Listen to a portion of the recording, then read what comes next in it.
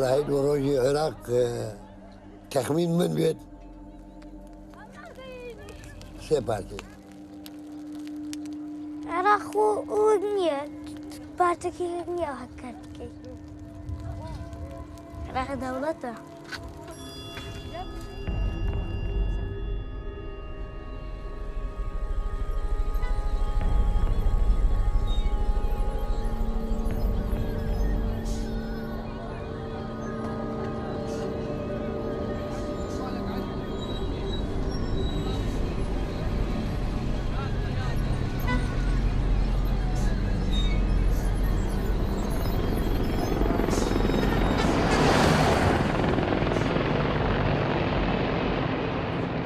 هاي الخطوة يساعدنا في خروج الاستعمار التي سيطرت على بلدنا.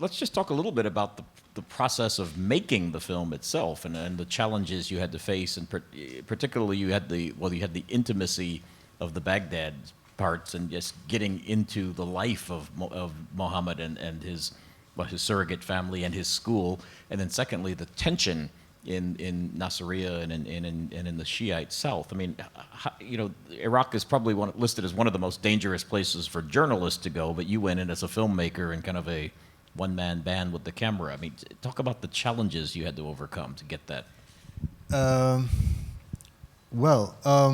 So I first went to Iraq in 2002, before the war. I went twice before the war. And I wasn't really able to start filming in a serious way because under Saddam Hussein, the restrictions were too heavy for journalists, and I couldn't really do what I wanted. Originally, I had this idea that I would follow one family in Baghdad before the war, and then during the war, and then after the war, whatever happened with them. But I wasn't really able to start before the war because of the restrictions. And so I came back right after the bombing, like sometime in April, I guess. And I started, I had already been in Baghdad a couple times, and so I had found a few locations that I liked there, including this one area which was sort of auto repair, kind of light industry, mixed neighborhood with different people of different ethnic backgrounds living there, different religious backgrounds, and so I thought it's a good sort of working class neighborhood, sort of ordinary people, and so I started just interviewing different people in the neighborhood to find out who might be an interesting character to follow. And I just came across this kid, and he just seemed very kind of like a sympathetic character. And I thought he might, although it was difficult to get like a really strong interview from him, but I thought that he would serve as kind of a witness to what was going on around him and the conversations that were happening, and it would be a way for me to sort of make a window onto the situation.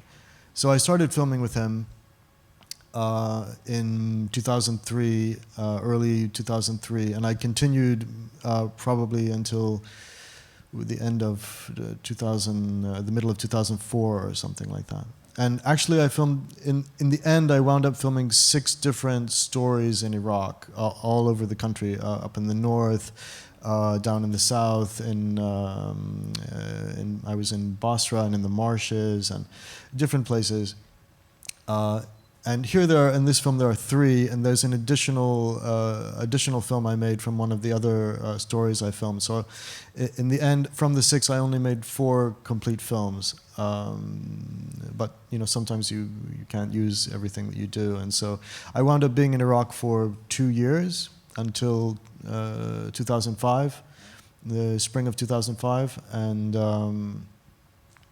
it was.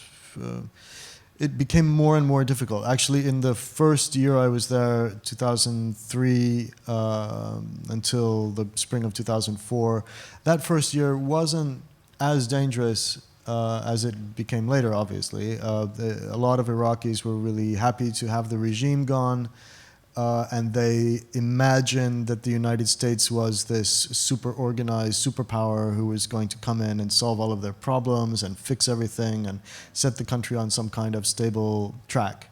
And when they discovered that that wasn't going to happen, then gradually they became more and more upset with the occupation. And then in the spring of 2004, in April, there was a kind of confluence of events where you had simultaneously the first kind of siege of Fallujah going on, which upset the Sunni population a lot. You had the publication of the Abu Ghraib photographs, and you had a kind of the start of armed hostilities between the United States military and other foreign militaries and the Mehdi army.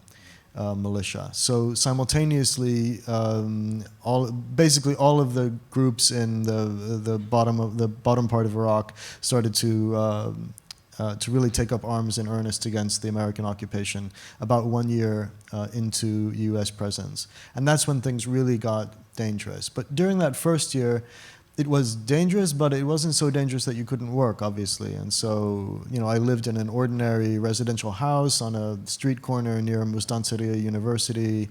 You could just reach over the gate and open the gate and come out, come into the yard. And it would have been easy for anyone to get into the house. It was just extremely low security. And I mean, a year later, it would have been crazy to try to live like that, actually, in Baghdad. So talk about the scenes in the south. Were you embedded with the Mehdi militia when they went into the market after the alcohol sellers? Yeah, well, I thought one of the important things that was happening in the country was the rise of Shiite political power, because that wasn't something that had ever happened in the history of the country in the past. That the Shia would be in control, although they're the majority in the country. And so I wanted to follow something that would kind of illustrate this rise of the Shia. And so I'd heard about the Mehdi. There are different Shia factions, but I thought this is kind of the most interesting, most colorful one. And so I went down and I made friends with this guy, Sheikh Aus al-Kafaji, who's kind of the religious leader of the Muqtada Sadr movement in Nasiriyah at that time. And he was a young guy, he was like my age, and pretty open-minded. I talked to him, I showed him my previous film that I'd made in the Gaza Strip. After a while, we had a few dinners together and just sort of chatting about it. And after a while, they allowed me to begin filming, and so I was able to film in their offices, like where they were. I mean, they gave me actually pretty good access in retrospect, and I would stay the night at their houses. I had pretty good access, and so in the end, it wasn't as dangerous as it looks, because they knew who I was. They knew that the guy in charge, Sheikh Aus al-Kafaji in Nasiriyah, that he trusted me and he had given me permission to film, and so it was safe for me to be with them. They weren't, they were fine with me. Actually. Sure, and I'm just curious, did you keep in touch with the characters at all? I'm wondering what happened to Mohammed, for example. Well, it's really hard to keep in touch. But Muhammad is now, gosh, he's probably 20-something, and he. I know that there was a Canadian editor for the CBC, a woman who was kind of retiring from her position, and she saw my film and she really wanted to help Muhammad, so I put her in touch with the family, and she gave him a stipend every month, and she provided tutoring and different things, and she even went to Iraq and met him there, and so she sent me back photographs of him kind of like growing up gradually as a teenager and so on. So as far as I know, he's still alive, but like most people in Baghdad, living in a difficult, fraught situation. Do you think your film was shown in Iraq? And do you think the characters in it may have seen it? Well, it's been available online first. For a few years, it was just available as a pirate download, and now I've just made it available for free. This is the same file that's available on my website, so anyone can watch it. And I'm sure, I know that that it is seen in Iraq online, because I can see where the downloads are. I thought one of the things that was impressive, particularly in the Baghdad scene, is how the Americans, and in the Shiite areas, how the foreign troops were just kind of a backdrop. They weren't central to the story you were telling. They were in there, and you filmed them kind of as a backdrop almost. Right. I mean, because they are, in the end, I mean, in the United States and in most countries, we always think that we're the most important ones. Exactly. And that we, control events, and we're sort of like this godlike hand coming in and shaping history. But it really isn't like that. Foreign powers come and go. But the Iraqis have to live there, So I decided to kind of keep the American presence to a minimum in the film because I knew they're only there temporarily. That's why it was so powerful, I think, for everyone to get a look at Iraq through Iraqi eyes from the three fragments, really. Right. I was just wondering about the lack of women, if that was a choice to try to focus on one group of people's thoughts and opinions, or if you had a lack of access to those circles. Well, you may have heard about the sort of gender divide in strict Islamic countries, and it's actually real. So it means that that there are certain restrictions about who I'm able to easily film and not. Unfortunately, in the three stories that I filmed that are included in this movie, there really aren't any main women characters. They barely have any speaking part at all.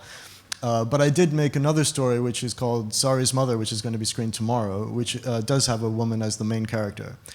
So I was able to do it despite the difficulties, and I did try. And another story that I did film but didn't finish was about a woman's shelter in Erbil up in northern Iraq. And actually my younger sister, Margaret, she came and filmed part of that story because I just thought it would be easier for her. But even in that case, it was difficult. Even with a woman cinematographer working in a woman's shelter, still it was nervous making for them. So you can't always get what you want. The film I'm working on now in Afghanistan, it does include a lot of, it's about a school in Kabul, and it does include women teachers, for example, but it's never as much as I want. And I think sometimes, I know that there's a film also in Afghanistan about a girls' school, made by a woman director, and the principal of the school is a woman, and the cinematographer is a woman, and it's a private school, and so they're interested in having someone make a film there, and kind of all the stars are aligned. And in that case, it is possible to actually make a film which is all about women and girls, and really not, and it's sort of like this in reverse, right? So it's possible to do it, but as a guy, as a Western man, there are limits to what I can do. But I did my best, I promise. Great question. When I've traveled into Afghanistan as a journalist, I used to travel with a female reporter who was Italian, and we'd go into a village and immediately split up, and she'd talk to the women and I'd talk to the men, and we'd exchange notes. Right. Who's got the next question? Oh, over here. Hello, my name is Diana.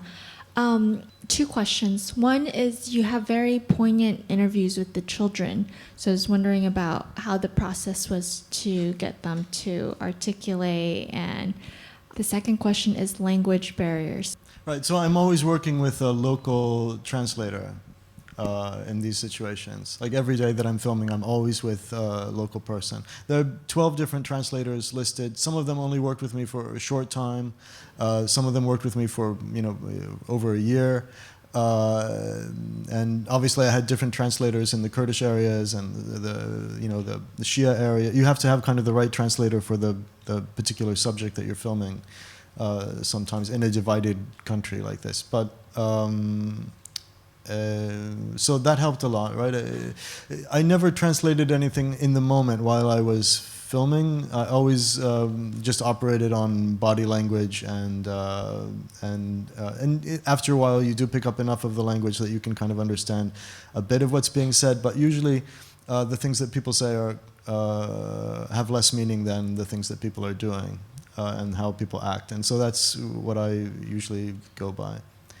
And I mean, when you're filming, it can be kind of the making of the picture can become all-consuming. And even if I understood the language, I might not have heard anything anyway during some of the filming. So, all the translation. I translated everything while I was still in Iraq, working with Iraqi translators. And usually, if I recorded an interview, I tried to translate it immediately afterwards. But mainly it was just a kind of volume. I had hundreds and hundreds of hours of video, and then I also recorded, like for example, the Mohammed Haytham Majid, the kid in the first chapter. I recorded like 28 different interviews with him or something like that over the course of a year. And in the beginning, he was completely inarticulate. He could barely say anything. He was so shy. But by the end, he was fine. And so. I had enough to make a 28-minute chapter with him, but it just took time. It just takes a lot of patience. Great question. When you were filming, were you trying to be more of a fly on the wall and let people speak, and you just kind of absorb it? Yeah, I mean, if I could have just made myself completely invisible, I would have done that. I'm always trying to get that feeling. Like I want the audience to forget that there is someone there with a camera and all. I'm trying to erase myself. Yeah.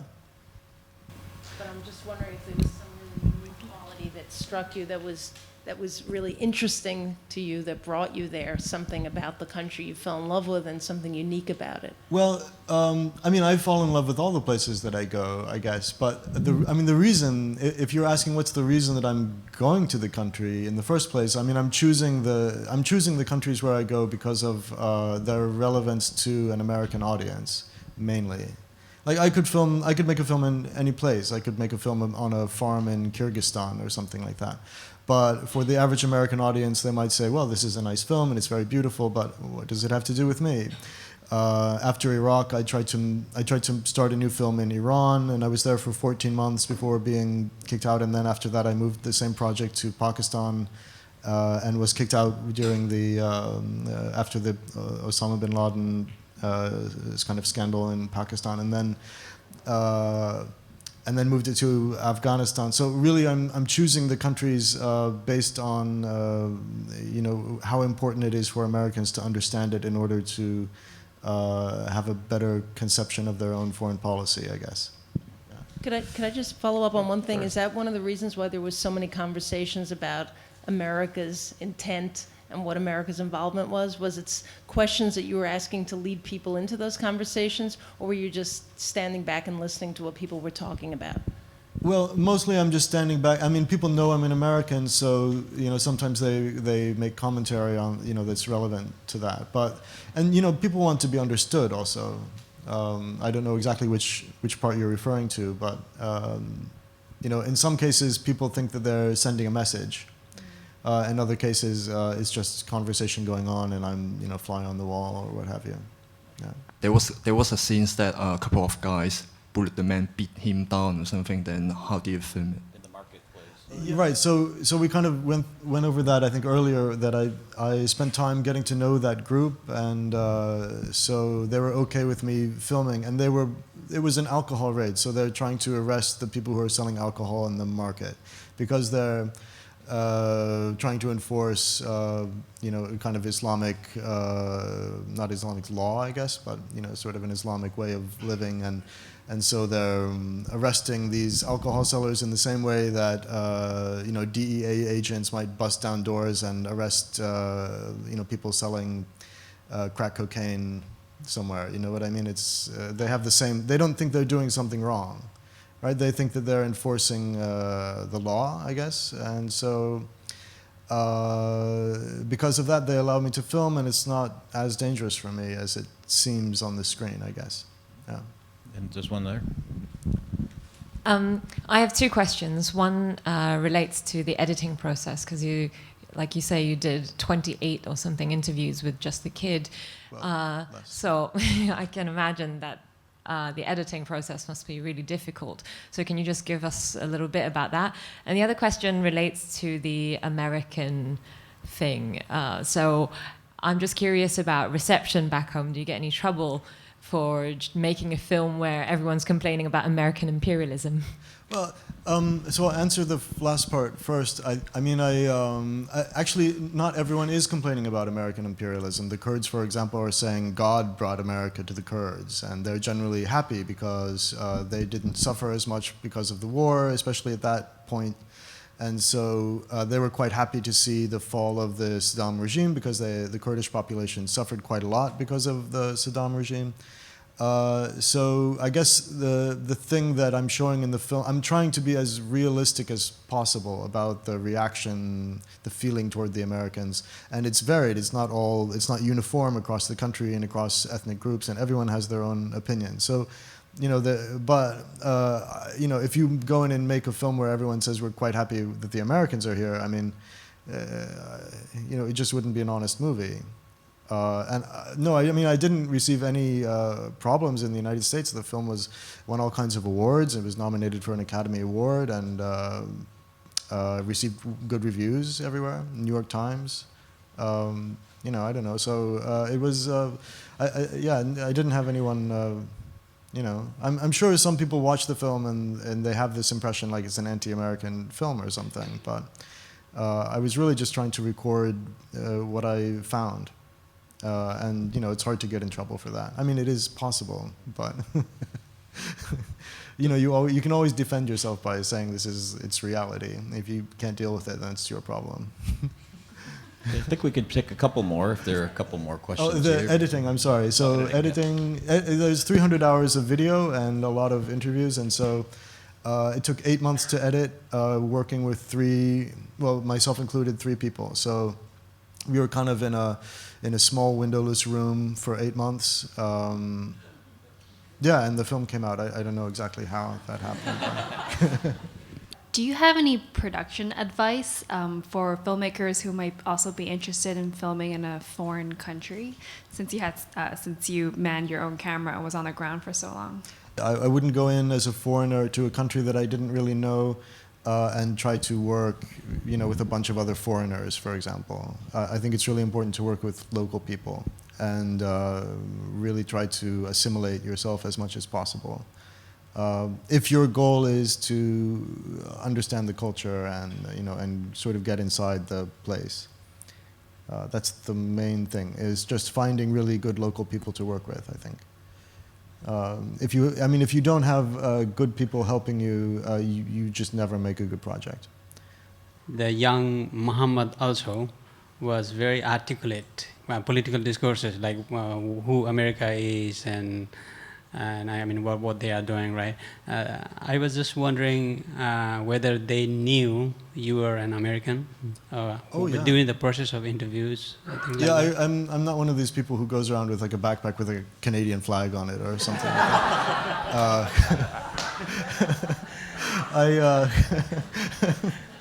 I always told people that I'm an American, because what can I do? They're going to find out anyway, right? Okay. Thank you. Well, if you have other questions, you can friend me on Facebook. You can find him on Facebook. And one time, can we just give one good round of applause for this powerful film and for James?